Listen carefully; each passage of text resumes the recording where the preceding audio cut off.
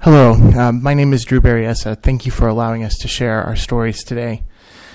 I am a pastor, a husband, the father of 3 beautiful daughters, and I left behind a gay relationship and a gay identity over 20 years ago.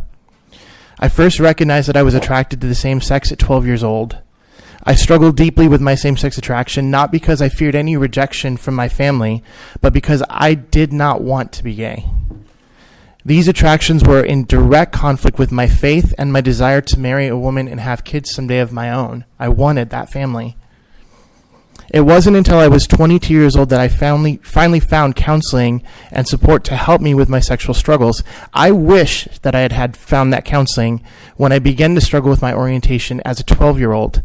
I can tell you honestly, it would have saved me a mountain of hurt and destructive behavior had I found that type of help earlier in my life. Without that help, I would not have become a husband to my wonderful wife, Suzanne, of 15 years. Without it, I would not have my 3 beautiful daughters. And because of my sexual attractions being in such direct conflict with my faith and deeply held beliefs, I would not have pursued my calling as a pastor without that help. In the APA Handbook on Sexuality and Psychology, Dr. Lisa Diamond, one of its editors-in-chief and a self-identified lesbian, states that it is critically important for clinicians not to assume that experience of same-sex desire or behavior is a sign of latent homosexuality, and instead allow individuals to determine for themselves the role that same-sex sexuality in their lives and identity form. Also in her research on sexual fluidity, she states that sexual orientation does not come in 2 types, in rigid sets of exclusively homosexual or exclusively heterosexual, and that most people find themselves in that sexually fluid middle ground.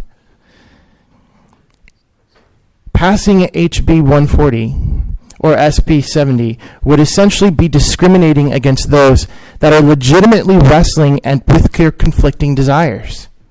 It forces a conclusion on these individuals that there is only one outcome for their sexuality, and that just isn't true. It certainly wasn't true for me. How can a person be allowed to determine for themselves the role affections or desires play in their identity if they're not given the benefit of therapy that would allow them to explore the full possibility of sexuality and identity, whether that be toward a homosexual identity or a heterosexual identity? Please do not discriminate against people like me.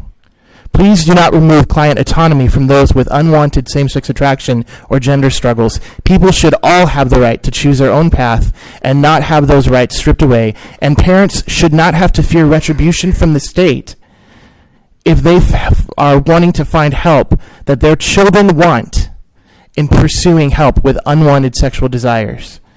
I'm sorry to interrupt. I'm all done. You're welcome to. I'm all done. Thank you Thank very you. much.